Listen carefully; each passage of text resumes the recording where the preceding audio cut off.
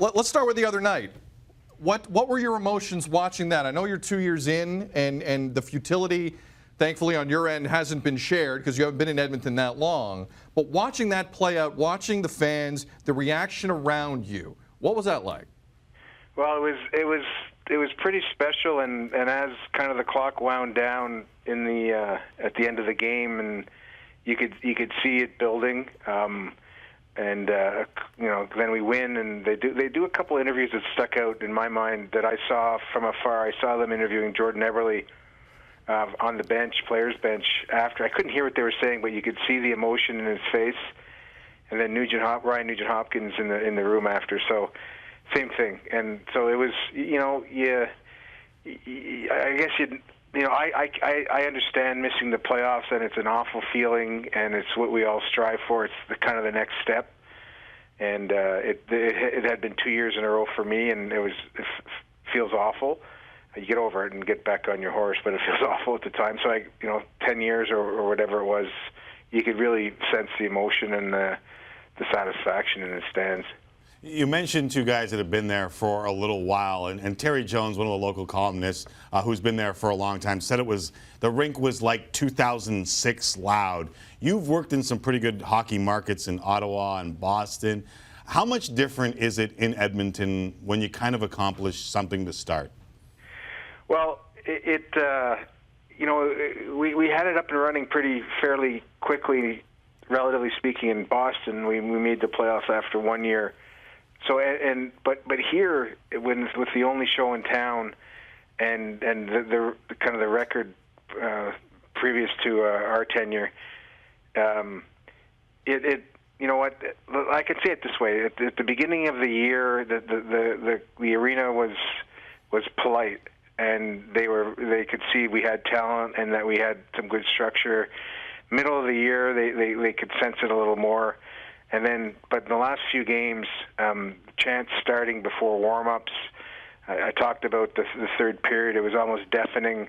And I'm told by some locals here that it's going to be twice as loud as we get into the playoffs and move forward. So, it was a real feel-good day the last couple of days, and we're back to business there tonight. Yeah.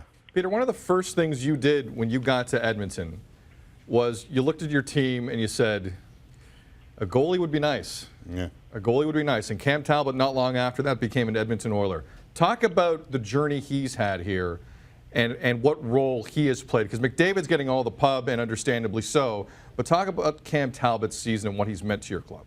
Well, I think, what we've done is you go with what you know, we've taken a lot of players from the East and brought them out here. And I don't think he was that well known to the hockey population out here. And so he had a bit of a bumpy start last year, but you could really see the qualities that we had invested in to acquire him, and we extended him last year, and it gave him a real shot of confidence, and he finished strongly, in the World. So I think the World Championships and the finish really opened the eyes of the fans.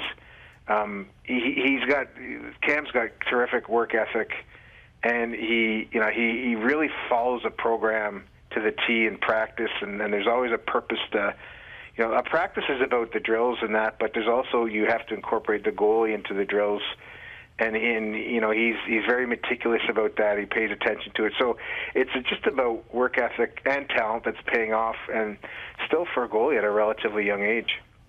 One of the things that we joke about oftentimes when, we'll do the new guy is hired as the coach, as the GM, wherever it may be, you hear this term, change the culture, and it may be the most overused cliche by guys going into new spots. But I look at your team, and I heard Drew Doughty say that the difference between this team now and the teams that he's seen in the past was that forwards want to play defense now. Do you feel like you maybe have changed the culture in Edmonton? Well, if that defines changing the culture, then yes. But there's some deep-rooted legacy stuff here, like prior to the last 10 or 11 years. That's important, and there's a pride, and maybe it's just that being resuscitated. I don't know, but to play two-way hockey and to one, to have the players that were willing to play it or those that were willing to change. Testament to both the players and coach. Is that a change of culture? I guess it's part of it, but it's just about getting into some winning habits. And then Doughty's quote was very accurate. And it's not always about getting points, and it's about playing on both sides of the puck. Peter, in terms of the postseason, and you got a lot of young kids who haven't seen this before. What's the biggest adjustment they're going to have to make before this gets real on April the 12th?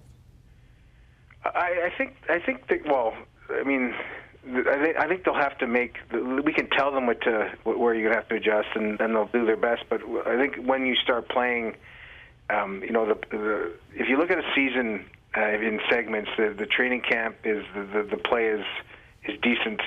Everything gets culled down. Then in the first half of the year, you could feel guys sorting themselves out. There's a good tempo. There's the middle half or middle quarter. A little bit of the dog days, but in the last quarter, you can really feel the play ramp up, and it's a different style of hockey. Everything's harder and faster. What they're going to have to adjust to, we can tell them all day long, is the pace and the level of energy at the next level. And we all see that first round. We all love watching that first round in the playoffs. It's great hockey. And I think it'll hit them in the face, and you can tell them that it's going to happen, but they're going to have to adjust on the fly. The city exhaled a little bit 2 days ago, but you guys looked at the schedule, saw Sharks and Ducks next two up. How important is the division to this team? Well, I think it's in steps, and we clinch a spot, and now they see on the horizon. And you know what? We can actually be in a better position, and you want to try and gain any advantage you can. And I hear the guys talking about it, and that's what we've been preaching to. And again, 6 games left. There's some opportunity here, and you know, if you come in on trending up into the playoffs, you can get some serious momentum and do some damage. And I think the guys realize that. I've heard a lot of folks been talking about how heavy some of those teams, more specifically the Ducks, the Sharks, in the West play. Do you think that your guys can compete at that level to take it to the next step that you obviously want to get to? Well, we certainly can beat those teams. We've beaten them, and we've beaten them at their game. But it's been very close, like the season series, and even if I look back at San Jose, I don't think we've really played. We might have played one good game against them and won, like a game where it's a heavy game and kind of what you see in the playoffs. So we can do it on a one-game basis, and I've seen us do it for stretches. So I know we can do it for stretches. It's a different animal when you're in a playoff series, and it's about getting the momentum and holding on to it, but not losing your composure. And these are things that our players will learn as the series goes on. Peter, it's one thing for a lot of your young players who have never experienced the postseason before. It would be a whole nother thing if it were a Battle of Alberta. And in the Twitter age, the media pressure that would bring, is there a part of you, just from a media standpoint, that would like to avoid that scenario in round one for your guys, just to begin with? No, I don't think so. And I've been part of Ottawa, Toronto, Montreal, Boston playoff series, and no, I maybe the Twitter and media wasn't as prevalent back then as it is now, but. No, there'll be less travel. So if we do play Calgary and we end up beating them, at least we'll be a little more rested going to the second round. But I don't see that, and certainly the social media will be bustling. But for me personally, I don't see that as an issue.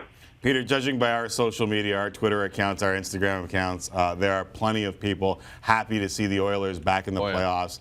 Congratulations on the first step, and hopefully one of many, and we'll do this again down the road. Thanks for doing it. Thanks, guys.